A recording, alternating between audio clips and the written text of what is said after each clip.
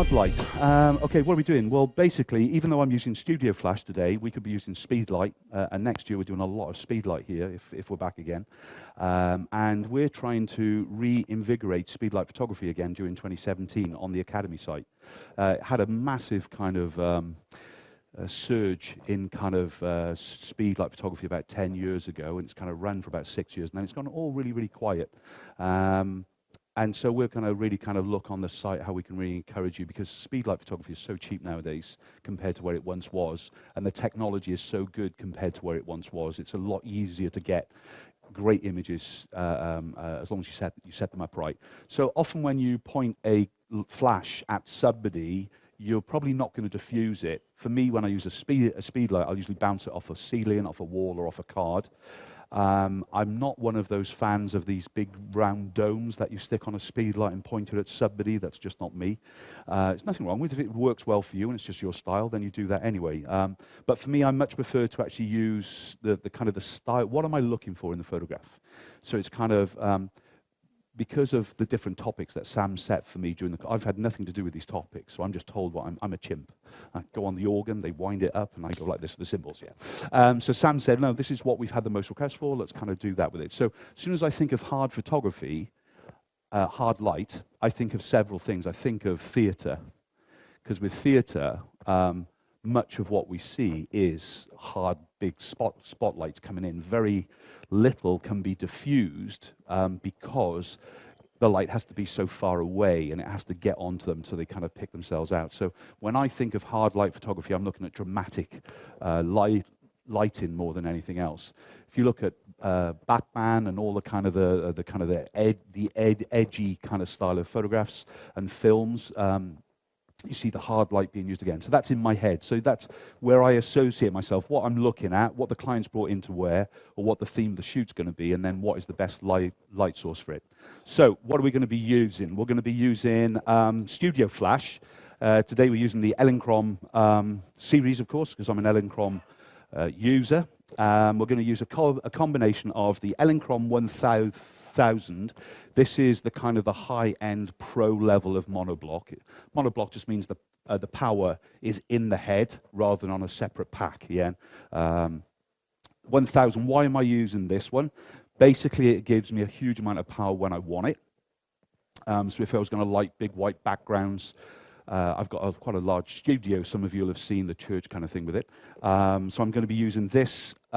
But not just for the big whack of power, in fact, but because I can get it down so minimal in power. That's the most important part to me. It's not just how much in quantity of flash, but also I can control the flash to the amount that I need. All right. Then we're also going to be using the extreme change to that later on, which is going to be the one head. The Elinchrom D-Light 1, RX1, I should say, was launched 5 years ago by Elinchrom as an entry-level flash for studio photography, where you're just kind of wanting to buy your first set of lights, whatever it is. And of course, by doing that, they gave it minimal power, but they gave it all the technology of Elinchrom kit. So we can still fire from the trigger that's on the top of the camera. We can change the power. We can switch it on and off to do with different groups. It has all the control that I want, but the key thing is it gets down minimal in power. So, but we'll see that later on. And then we've got the kind of the D-Light RX 2s and 4s. We're only using the 2 today, and this is basically one stop more than that one head. So when you see D-Light 1, D-Light 2, D-Light 4, D-Light 5, and then 1000, yeah, you're basically going up a stop each time. So a 1 at its fullest power, direct onto a client, let's say we'll give you f8. I don't know what it does. A 2 will give you f11. A 4, it's not twice as much as you might think, yeah? It's just one stop more. So that will give you f16, and then it goes up, as I said, in kind of the power. This will recharge a lot quicker than that one, but this will pretty much work on strobe. So I can actually kind of put on motor drive, if that was the case for dance or whatever it is, and this won't miss a beat for me. Obviously, it depends on how much power is going out. All right, so hard light's the key thing, and I don't mean hard light as in it's difficult to do, because it's the simplest one to do, because all you got to do is point it at the subject to actually kind of create the image with it. Well, we're going to stay at one light first. We're just using a red color background and a black background. I like a red and a purple, especially if I'm thinking black and white, because a purple background for me, when I'm photographing black and white, I can go into the raw file and really control the intensity of the background itself by just adjusting the HSL. So the luminance part of the color, I can go lighter or darker in the raw, because very little is purple within the face or whatever it is. Whereas a red, it's usually kind of a little bit of rouge in the skin, a little bit on the lips and everything else with it. Are you looking at what you're going to wear? Perfect. Is that with the fans? I'd love that, though. Yeah, if you do that straight away.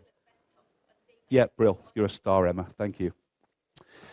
Okay, so that's basically what we're going to do. So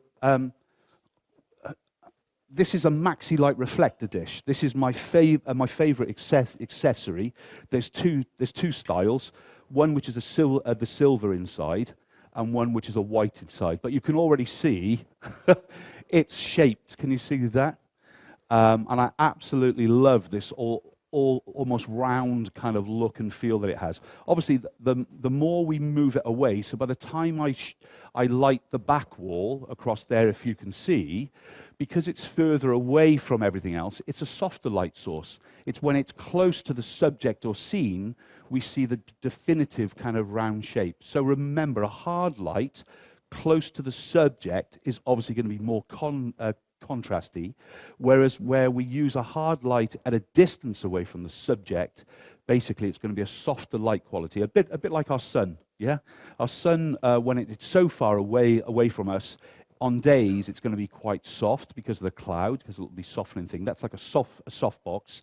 Or on a sunny day without cloud, basically it's going to look more like this, and so you'll kind of get a good idea. Yep. Okay, so let's start on black first, okay? So we're going to go on to the black background.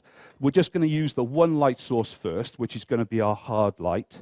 If you can't see her, this is our Emma. Photographed her for the first time on Friday, and she's lovely, and she's local as well. So if you're looking for a great model, we have one in front of us. And I don't say that about them all. So, metering first. I would usually straight away think, what aperture do I want? Because that's our creativity, isn't it? If you think about, and I've kind of been messaging this for the past 3 years, and you'll hear me repeat this time after time. If the average photograph in the world today is taken at 5 feet 2 inches from the floor, it's shot with a medium zoom lens, and it's photographed at f8, if you're using anything more than 2 of those elements, you're an average photographer. So if you're photographing at f8 with a medium zoom lens, straight away, doesn't matter what you're doing height-wise, you're an average photographer. So take control of what you want to do with it, okay? But what I'm stuck with here is basically the minimum power of this lighting. Now remember, this is the Elinchrom 1000, so we've got a huge amount of power going through it. I'm just using the Sekonic, which is adapted for the Elinchrom. It means that I can fire from here as well as put the power up and down when we start to work in a minute. So we're just going to use the hard light to begin with. Remember, this session is all about hard light. So we talked about theatre lighting. You can see it straight away, isn't it? You know, especially when we're kind of going to start to use the fans, perhaps, to kind of create the image of the burlesque. It gives that little bit more of, oh my God, we are on stage. If all I use was a soft box, if it's a bit bright, just look away. She's used to it. If it's a soft box, then all of a sudden it's kind of, oh, there's something edgy missing. And if you take part in my photo critiques each month, you'll know when I talk about it needs more energy of the light. In other words, I'm on about it needs a little bit more harshness, that little bit more of a sharpness of the light, or a harder light source. That's really what we're looking for, okay? So let's just shoot the shot to begin with. So I set into flash balance as a rule on the Canon. I think the Nikon is better to set into whatever you do with, because it tends to, Canon is a good color on flash balance or a set balance, whereas a Nikon tends to, if you put it into flash balance, it tends to come out a little bit reddish. Now, that's not too bad if you're photographing a RAW file, but of course, if you're photographing JPEGs all the time and you're using Studio Flash, the last thing you want to do is have to go into each image and correct it. So if you're having problems like that, I'd encourage you to shoot a grey card and custom balance on the Nikon. So in other words, if I had a grey card here now, I'd just hold this in front of Emma, photograph it and fill the frame. Before I did that though on the Nikon, you press and hold the pre. That automatically says, okay, you want me to change the color based on what you're about to shoot. So when I photograph that then, it comes up with good, and you press the button, and basically you're rocking as far as the Nikon. So it's very, very quick to set a custom balance on the Nikon. The negative with that, it doesn't shoot to the camera an image, so you don't have a grey card to associate yourself with. So I'd recommend you again, if you're shooting the Elastilite card, you shoot it. Once it's all color balanced, you photograph it again so it records onto the camera. So remember in Nikon, it doesn't record the shot when you're in pre-mode. Whereas with the Canon, we have to shoot the photograph, then go in and tell the camera to use this photograph now of the grey card as my custom color balance. Then I can forget about it, all right? But I want to have that grey card for later on in post-production in case I want to change it. There's a lovely little film we've just done for Elastilite now on the grey card, but we're working in mixed light and in winter. Is it live yet, Sam? Is it the Elastilite film with the grey balance? If it's not live yet, it's very, very soon we've done for them. And watch it. It's about 4 minutes long, that's all. But it's absolutely, if you're struggling with color balancing or creative color, it's the one that you watch without anything else. Right, shut up, Mark, get on with it. So we will need F7, because that's what it gave to me, 100 ISO, 100th of a second or above. And this is going to be group 1. So it's just going to fire this light. Just going to shoot a little bit lower. So let's have a look at the photograph first. We're using Tether tools, which is basically, or a part of the Tether tools range. That's the orange cable that you're seeing here. We also have a Wi-Fi ability with Tether tools now, which is called the Air. But the main thing on here I want you to associate yourself is this jerk stopper, this little plastic device that goes onto the USB port. This protects your USB port. On the 5D Mark II, if you damage a USB port, which I did a lot, it was costing you about 238 quid every time to get it repaired. Silly money, all right? And one of the reasons I moved to the Canon 5D Mark III, the only reason, in fact, was because I damaged them so much. The 5D Mark III, first of all, has a better connector into the USB, and basically I just got fed up of actually all the cost repairing, and I'd absolutely killed the 5D Mark IIs that we had running. So this protects me from pulling this cable and damaging the USB with it, okay, based on this little strap. Right, let's go back to the photograph. So Tether Tools is coming into, or the photograph is coming into Capture One. We used to use Lightroom in demonstrations. I'm sure some of you are familiar. And the reason we used to use that was so I didn't have to buy any external software. However, if you've ever been at one of my demos from November backwards, it felt like the image was going to Bombay and back before it actually show up on the flipping thing with it. Capture One, as you just saw, is instant. It's shooting a JPEG and a RAW. It just sent both of them to the laptop because it's not recording on camera. It sends them both, but all we're doing is just telling them to show you the JPEG file. But I could show you both, but it's just less confusing. So that's the only thing that's changed in the past 3 or 4 months. A couple of hundred quid for me is just amazing. So if you're, I shoot a lot of food photography, and I've always got a chef on my shoulder, an art director, and it feels like, as I said, it's just instant now instead of all that weight. Okay, so what have we got? So we're back into the hard light mode. The first thing is the light is high, so it's throwing the shadow behind her. That's key to begin with. We can see that how intense the lighting is, the quality of the light is giving us more energy. And as I said, when we're thinking about the hard light, we want it to be like a stage light look anyway. The Maxi-lite reflector dish, as I was saying, is this. I'm just going to, let me just turn the modeling bulb down for you a minute, just so you don't go blind. But you can see the knurled dish now, yeah, inside here. And that's what makes the light specular.